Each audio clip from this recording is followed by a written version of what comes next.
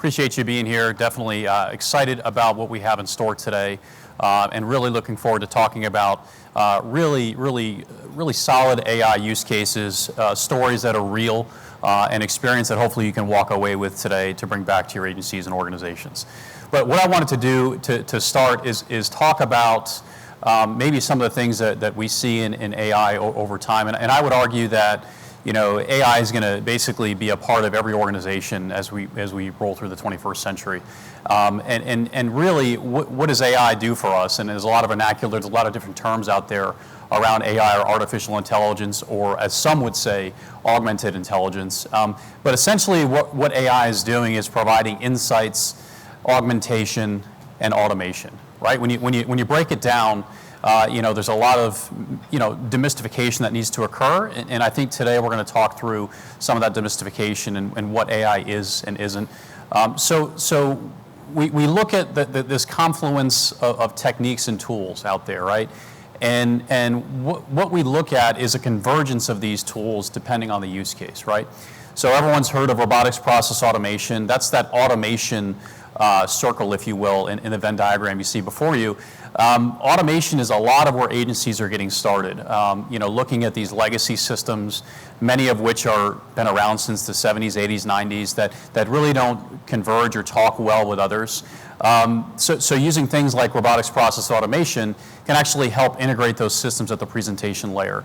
The other things that automation can do is actually make our jobs a lot easier and improve morale, because again, we're not doing a lot of what that low value work typically was per the president's management agenda. So RPA is part of that. The other piece too in automation that you may not see here is the whole idea of low-code platforms or business process management, as some people call it. We're seeing a lot of opportunities to use these types of platforms across legacy systems to essentially integrate those legacy systems and those legacy data stores, using RPA in many cases as almost like an interface. And so that's another trend we're seeing in the automation space as well. You'll see some things that are kind of in the middle, right? So the machine learning, natural language processing. We're seeing a lot of natural language processing as you look at the analytics side with document ingest. We're going to have a discussion today around a use case around a large federal agency that is using NLP and other techniques like OCR, RPA, and machine learning to ingest thousands and thousands of documents in PDF format to essentially increase throughput time and decrease backlog, which I think we can all relate to in our various organizations. Predictive is obviously been out there for a while. Everyone's heard of predictive analytics, but I think with the advent of more advanced machine learning, cloud compute, we're bringing in larger and larger data sets as it relates to predictive. And so there's some really cool things out there that are going on in the U.S. government around predictive as it relates to preventative maintenance and other use cases. The whole idea of image recognition and voice recognition, I think we all have phones in our pockets that can understand voice to text, text to voice. And so we're seeing a lot of demand in many cases for what are called cognitive agents or chatbots, which use natural language processing and voice recognition to transform the citizen or customer experience as it relates to their interactions with organizations, with whether it's a customer service call center, whether it's an employee self-help like an Ask HR or an Ask Finance type portal. We're seeing a lot of natural language processing and voice recognition involved there.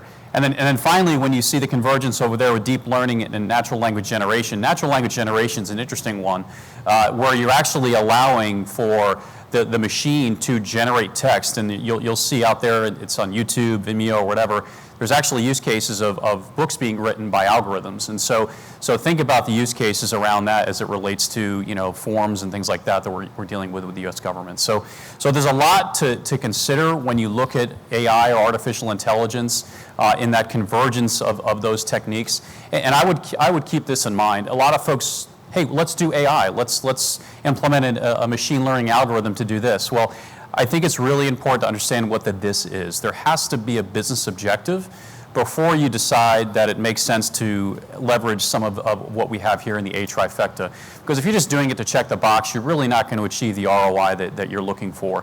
And that's really important as you're looking to evangelize the success of AI in your organization.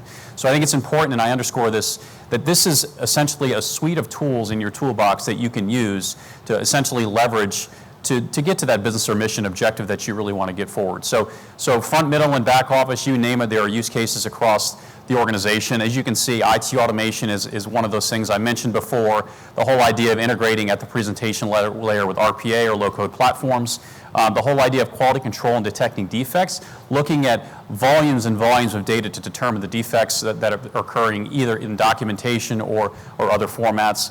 Cybersecurity, I think everyone would argue that we don't have enough cybersecurity professionals to comb through the number and volume of data sets that we have to deal with. We talked about predictive analytics, customer service we talked about as well. Again, transforming the way that the citizen interacts with the agency. We don't want to pick up the phone anymore. We want to use our apps on our phones. We want to get on a chatbot on the website. We want to deal with these problems on our own before having to pick up the phone. And then finally, risk management. I think it's important, and we'll talk about today the whole idea of AI in control. How do we manage algorithms in a way that we can not only understand how they're governing, but also how we govern them? And so we're going to have a panel discussion today on that. So let's walk through. We're going to have Captain Kanan talk about AI in the Air Force and more broadly across defense and federal. We're also going to talk about enterprise AI adoption trends. We've got Don here from KPMG in our research department going to talk about a recent survey we did around AI, which is really, really compelling to see what the commercial sector is doing currently. We've also got a case study around using AI to reduce improper payments, and I think everyone in a government agency can relate to that use case. It's a really cool way of bringing those Venn diagram capabilities into a real-time use case. And then finally, we're going to wrap up with a panel on transparency and explainability around AI, which I think is really going to be a good way to wrap things up, to talk about how do we, again, manage the AI algorithms so that we've got transparency and trust in what we're doing. So we'll get you out of here before lunch so you can get to your day, but that's essentially what we're going to try to cram in the morning here. So with that, I'd like to introduce Captain Kanan. He's in the U.S. Air Force's Intelligence, Surveillance, and Reconnaissance Enterprise Lead for Artificial Intelligence and Machine Learning, and one of the founding members of the Algorithmic Warfare Cross-Functional Team, aka Project Maven. In this capacity, he is responsible for authoring and coordinating artificial intelligence strategies and fielding plans within the Air Force and across the joint forces. Prior to this assignment, he was the mission manager of a 1,600-member intelligence community information technology enterprise campaign targeting the Islamic State through advanced data-centric and analytic methodologies. Additionally, Captain Kanan is the recipient of the federal government's 68th Arthur S. Fleming Award for Leadership and Management. So please give a warm welcome to Captain Kanan.